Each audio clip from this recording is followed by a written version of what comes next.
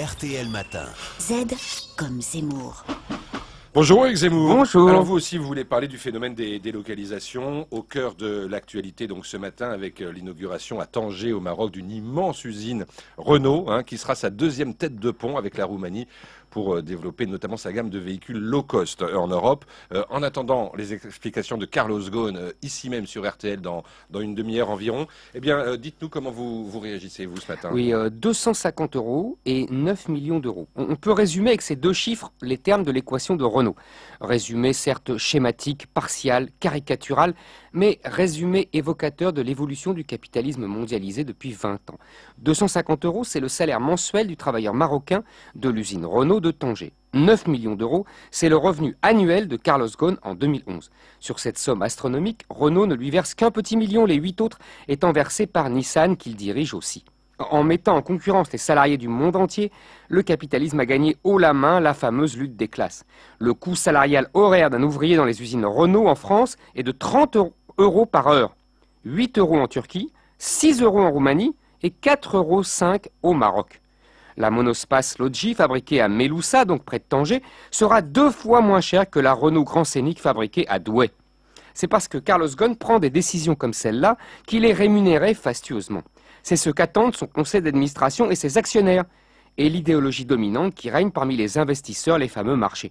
Car jusqu'aux années 70, l'industrie automobile était régie par la philosophie du fondateur des usines Ford. Pour que mon ouvrier puisse s'acheter des voitures qu'il fabrique, disait-il, il faut que je le paye correctement. Le salarié était d'abord un consommateur.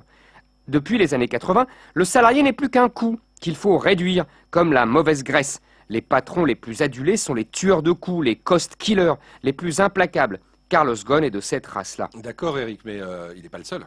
Ah non, il n'est pas le seul à agir ainsi, c'est ce que font tous ses rivaux européens et américains. Même les Allemands, qui ont délocalisé en Slovaquie ou en République tchèque. Les Allemands ont seulement l'élégance ou la suprême habileté de réserver l'ultime finition de leur luxueuse berline aux ouvriers allemands. Ainsi, le Made in Germany a été remplacé par le Buy Germany. Mais les consommateurs n'y voient que du feu. L'automobile française, elle, s'est spécialisée dans les petites voitures pas chères. Moins chic, moins rentable. Les fameuses low cost étaient d'abord destinées aux consommateurs des pays émergents.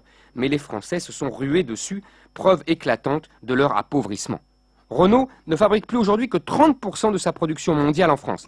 Les importations automobiles aggravent notre déficit commercial, comme si les intérêts des grands groupes automobiles français étaient devenus contraires aux intérêts de la France. Pourtant, Renault en 2008 s'est souvenu qu'elle était une entreprise française pour appeler l'État à l'aide, comme les géants américains de l'automobile sauvés par Obama.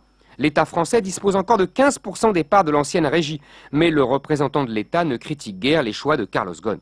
Les odes aux produisons français sonnent bien dans tous les discours de campagne, mais le protectionnisme continue de sentir le soufre auprès des élites françaises et européennes. Alors, les mots s'envolent quand les chiffres restent. Et c'est signé Z comme Zemmour, Eric Zemmour, vous le retrouvez sur rtl.fr à tout moment de la journée. Je vous dis à demain Eric.